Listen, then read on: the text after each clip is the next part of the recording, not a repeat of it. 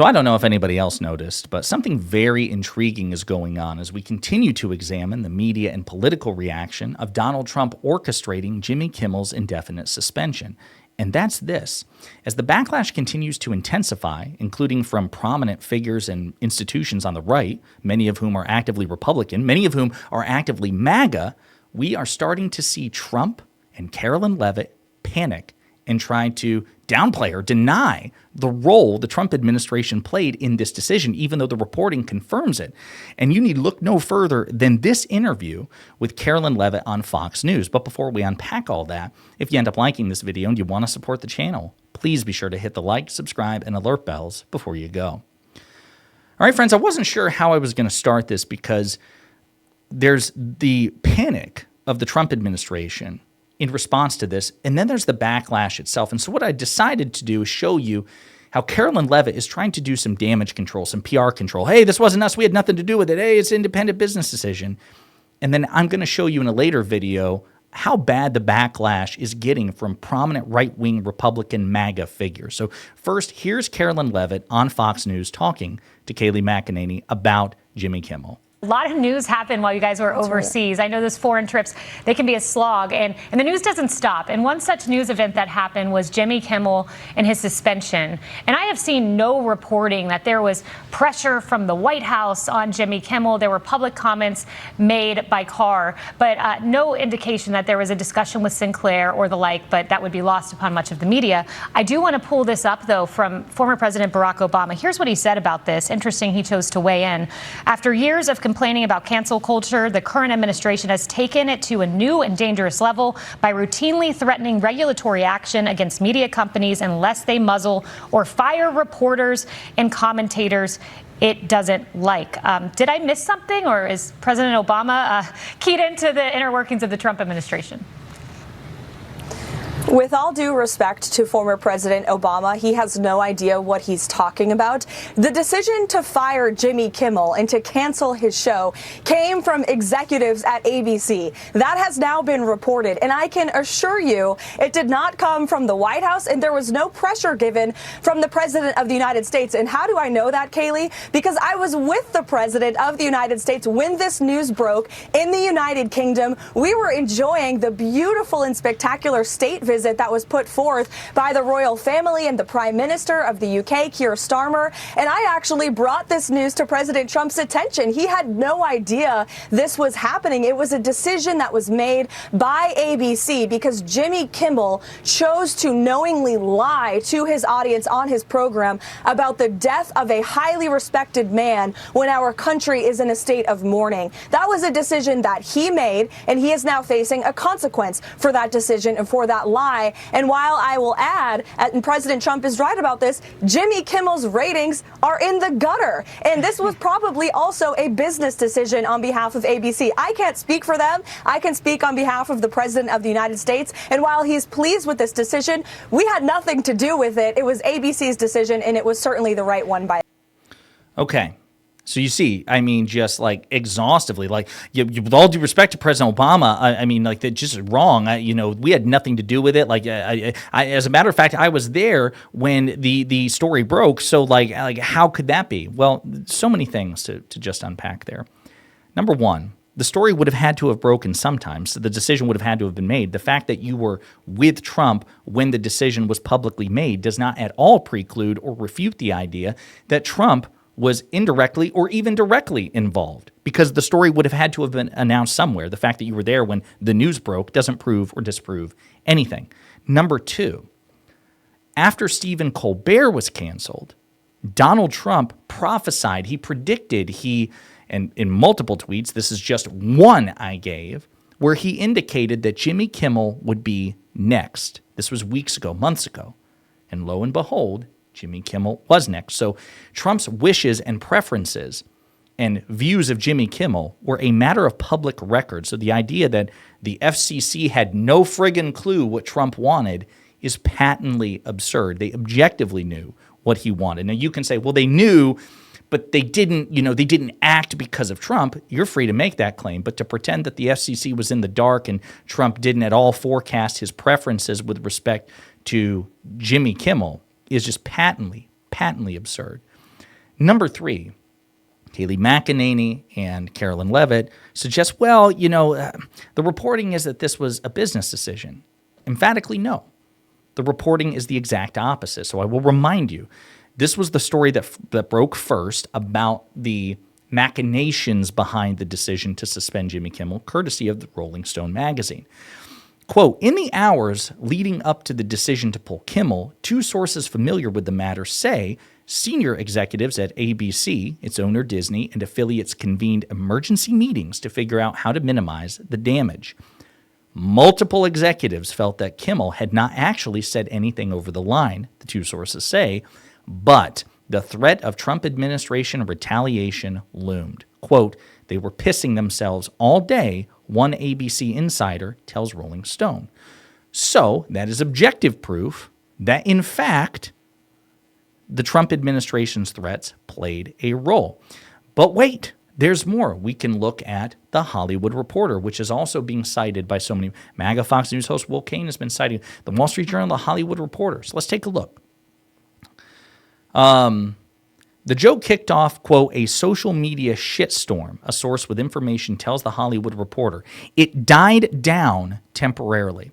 So the quote-unquote joke from Jimmy Kimmel about Charlie Kirk, and it really wasn't about Kirk, it was about Trump, that joke did generate a social media shitstorm, but it went away. It abated temporarily.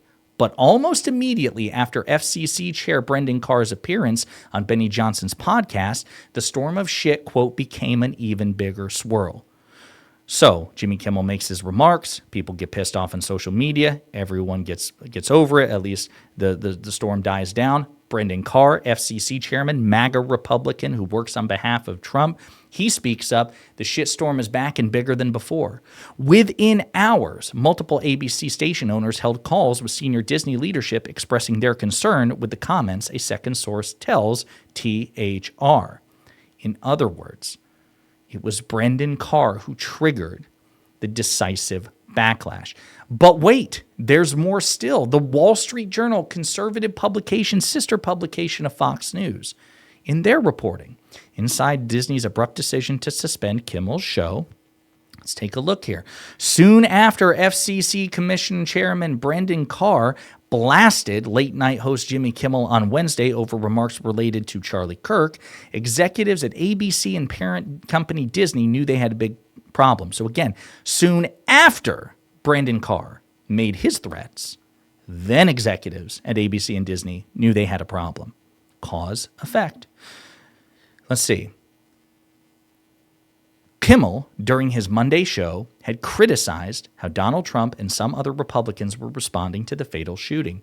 Carr suggested during a podcast appearance 2 days later that the FCC could take action against the broadcast licenses of ABC-owned stations. Advertisers and affiliates soon after called the network expressing concern about Kimmel's show. Executives at Sinclair and Nexstar, owners of more than 60 local ABC stations, told network leaders after Carr's remarks that they would indefinitely preempt the show. So I want to be clear about this. Anybody who tells you that Brendan Carr's comments, the Trump FCC chairman's comments, did not play a major, if not decisive, if not singular role in this decision is either a moron or a liar. It wasn't pure coincidence. All of the reporting confirms Carr was the biggest, if not the only, factor in this decision. And it's gotten so bad that even an increasing number of Republican lawmakers, very few in total number, but when you consider the age of Trump and how cultish it is, to have any of them publicly speaking out against this is a big deal. This is from earlier today, Republican Senator Rand Paul. I want to talk about ABC's decision this week to suspend Jimmy Kimmel's late night show after, of course, he was criticized for comments he made in the wake of Charlie Kirk's assassination, and hours after the FCC chairman, Brendan Carr, said this. Take a look. I mean, look, we can do this the easy way or the hard way. These companies can find ways to change conduct, to take action, frankly, on Kimmel. Or, there's going to be additional work for the FCC ahead. Senator, do you believe that Brendan Carr's comments were appropriate? absolutely inappropriate. Brendan Carr's got no business weighing in on this. But people have to also realize that despicable comments, you have the right to say them, but you don't have the right to employment. Virtually everybody employed, probably including yourself, has a code of conduct in your contract that you have to adhere to. NFL players have it. Major League Baseball players have it.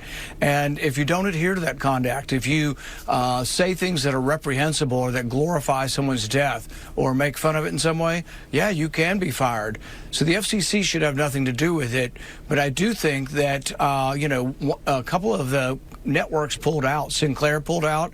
They were disgusted by the comments. That's their right. It would be their right, but for FCC Chairman Brendan Carr opening his mouth and issuing public threats, not for the first time, against people and comedians and figures that Donald Trump doesn't like. That is the issue. If ABC independently made the decision to fire Jimmy Kimmel or to suspend his show, that would be one thing. And if I were, let's just imagine that were the case. It's not, because the reporting confirms it, but let's just imagine that's the case. Then if I were ABC and Disney, I would probably be really pissed at Brendan Carr, the FCC, and Donald Trump. And I would probably issue a statement. Hey, listen, to be clear, we made the decision independently to suspend Jimmy Kimmel's show. And we made it in advance, or we made it after the fact, but Carr's statements are pure coincidence. And this was a business decision, blah, blah, blah. And to President Trump and Chairman Carr, we, the C-suite of Disney, the shareholders of Disney, whatever, would kindly ask you to shut the hell up. And they can dress it in legalese. But in other words, keep your mouth shut. Because this decision that we made independently, and again, this is assuming that the decision was made independently, which it was not. There's no evidence that it was. But let's assume it was. Disney should be pissed.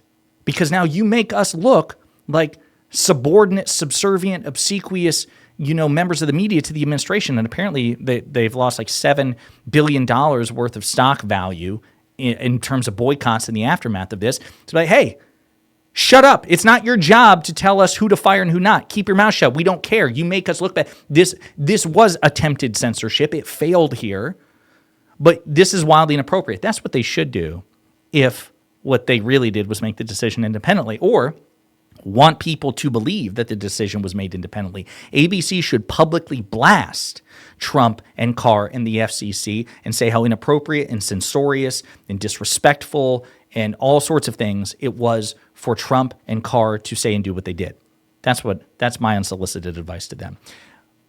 In a separate video, we will examine, again, the increasing MAGA backlash to this, but I wanted to show you how desperate Trump and Carolyn Leavitt are. Trump has said it in separate video comments and comments in front of camera, but Carolyn Leavitt, his official spokesperson, is out there trying to assure people, oh my God, no, we had nothing to do with it. Don't blame us. We had nothing to do with it. It was pure business decision. And that just goes to show how deep the backlash goes. In the meantime, let me know what you think in the comments.